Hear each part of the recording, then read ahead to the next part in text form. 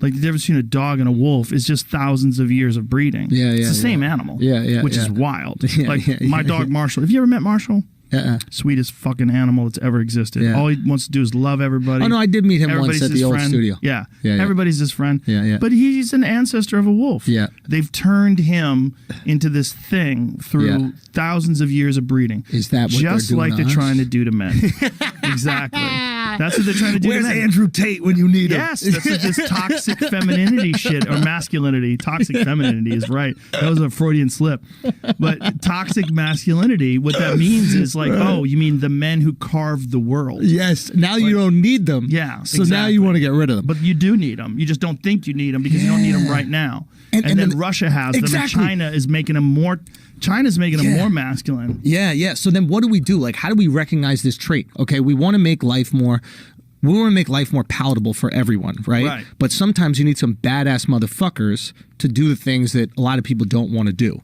And then the second life is safe, you go, well, why do we have bad people around? Exactly. They might make some bad decisions. So how do we keep the quote-unquote, like, bad guys around long enough so in case something needs to be done, they handle it? And I think, like, the American way of doing it is going, hey, we're just going to, like, kind of create these little organizations that do the bad shit, and the American people don't really need to know about it. We'll go handle that stuff. You don't need to know. Enjoy your life and live your life.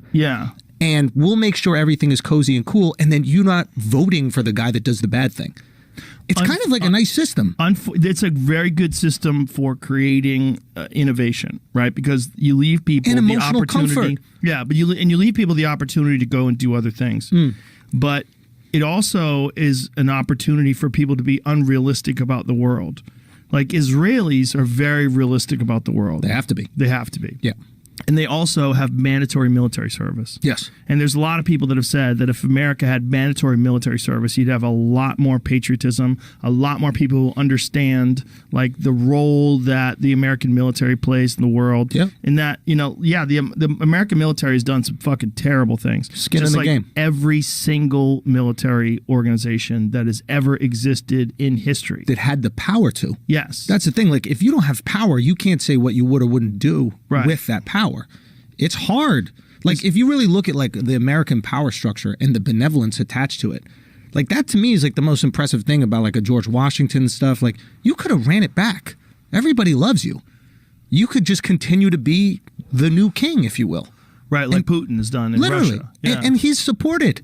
Right? The people there, for the most part, love him. Or at least that's the information we're getting. But like, I even talk to guys like Lex, and it's like, there are people there that love him. He's like favorable. Well, it's also they control the media. Exactly. So they're getting the shit that's propaganda, out there. 100%. Like, I was talking to someone who has a relative over there in Russia, and they were saying that they thought that Ukraine was filled with Nazis, and they were over there to liberate the Ukrainian people. And so the propaganda is that Ukraine has been run by Nazis. Yo, liberation is a great excuse for invasion, bro. Oh, yeah. It's a great excuse. It's benevolent. Yeah, I mean, you want to be the good guy. It's literally what they did to go into Iraq in the First War. Or every time when they invaded Kuwait. Like, oh, we have to save those Kuwaitis. Like, those why? poor Kuwaitis. People in America don't know what the fuck Kuwait is. Can't spell Kuwait. Doing? Yeah.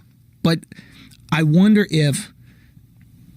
and like I've joked around about this, but I wonder if like life gets to a certain point of inconvenience where you start being okay with dark tactics being taken to return you to convenience. Oh, for sure.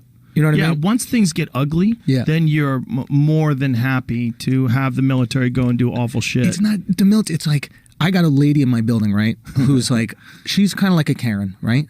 And Joe, I love her because she does the shit I want her to do. She's the Antifa of your building. Yeah, but like somebody's somebody's fucking loud. Somebody's having a crazy party.